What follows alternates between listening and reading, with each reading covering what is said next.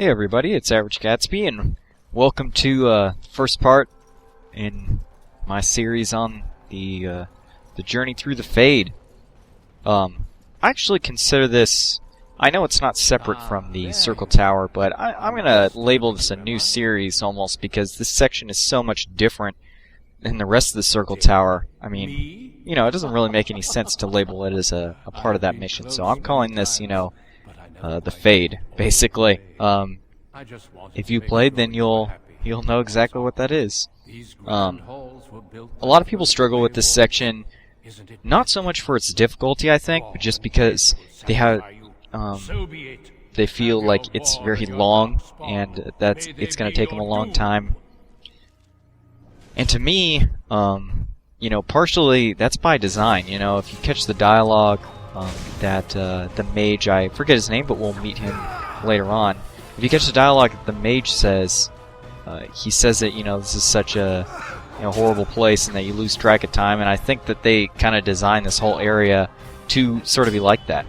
You'll see in this fight with Duncan, it's pretty easy, but what I'm going to try to do is get through this whole section without using a health potus. That's where people, you know, tend to run into trouble, is that they're going by themselves, and especially in this very beginning before you have access to anyone else, it can be a little bit challenging, you know, to not use up all your health potuses. But as you can see, I went and took out the two guards, two of the, I guess you could call them imaginary Duncan's guards, and I went and took them out simply because they're the only ones that can do a whole lot of damage to me, and they're very easy to kill, but they can, you know, the damage will add up if you let them survive.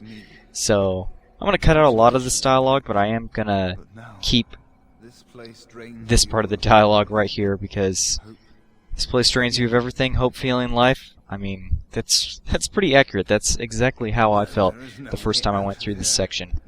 This isn't going to be a, I guess you could say, optimum speed run through it, but I will be showing you all of the stat boosts that you can get here, and I'm going to show you a way that's just, it's effective and it's quick enough. And one thing I will be showing a lot of too is all the skippable fights, so you're not going to really see me walk into rooms that you know, if there's no reason to walk in there, and so that makes it a lot quicker when you don't have to explore every single space, because you know where everything is, and that's what I'm going to be showing you in here.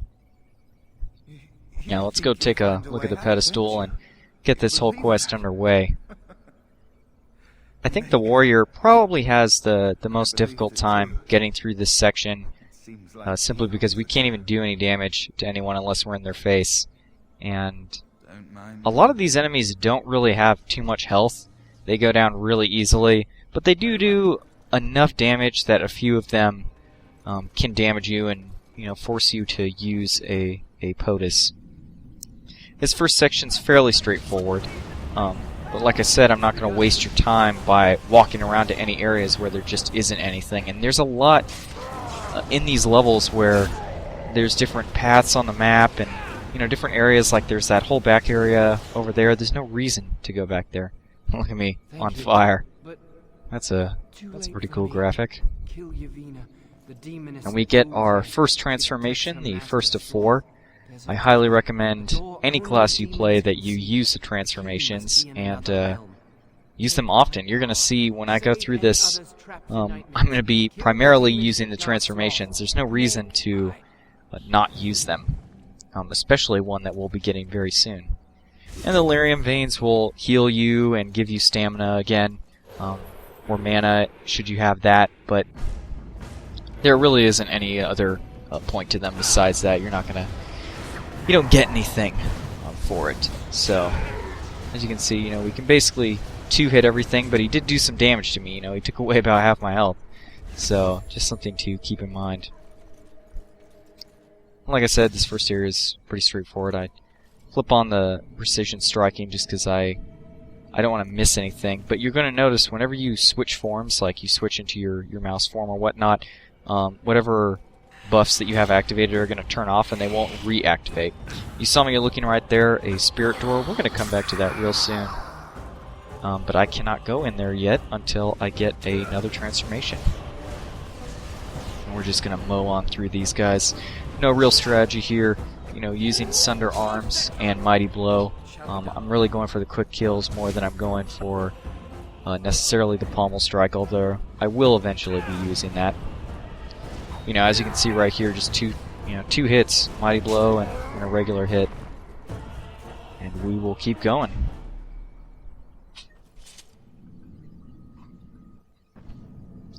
I think this is the final section. Yep. You know, it just takes us in a big old circle, but we did need the mouse's power in order to get through the rest of this area. Did it help? And also to somehow killing those rage demons unlocked the ability to move around a little bit in the portal. I don't know. This guy, complaining and then giving you compliments. That's kind of a theme in Dragon Age. Everyone's just kind of like a wimp until you show up. But I guess that makes sense, you know, you're like the Grey Warden, you're supposed to not only, you know, be fighting the Darkspawn, but also rallying people. At least that's what you're supposed to be doing. I mean, that's what Duncan always tried to do. And, yeah, alright. Skip the loading screen, just going to show you, you can always go back to any area, from any area, so it's not like you get locked out when you picked, but we're in the Darkspawn invasion right now. Some people like to go get the Burning Man first.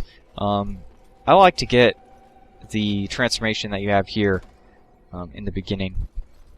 It's also, you know, it's, in my mind, it's quicker if you take the route of the, you know, going the way of the mouse. Now right here, if you want to be super quick, just run straight ahead before going into this room and killing these guys. But it doesn't really, you know, matter. It just would have saved me a few seconds, really.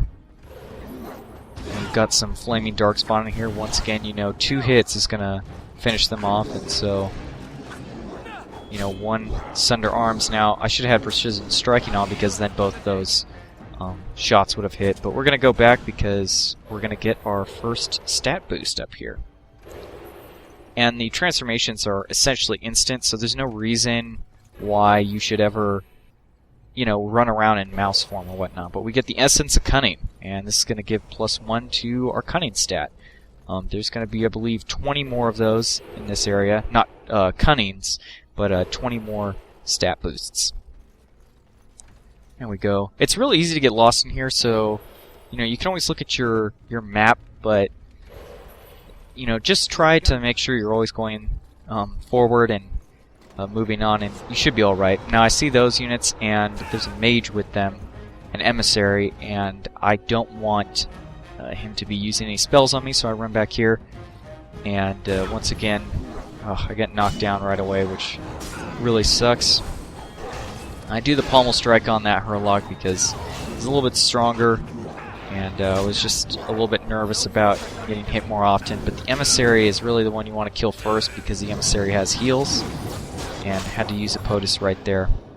You know, kind of making things a little bit rough on me since I had to use 2 of them. It would have been much better to kill the Emissary as soon as it walked in the room.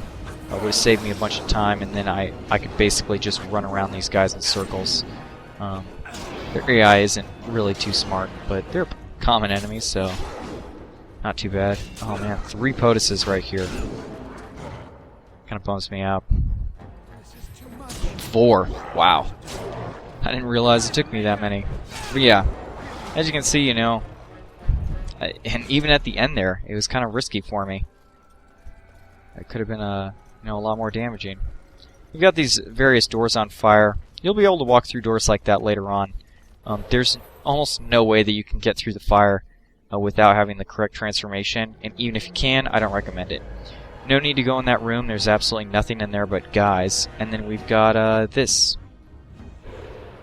The Knight, who as soon as the Knight can basically finish off these Herlocks by himself, but sometimes it'll take a really long time, so I want to get in there and, you know, do some damage, make this fight a little bit quicker. But like I said, there's no way for the Knight to die, and so there's no, you know, you don't have to run in here like I am.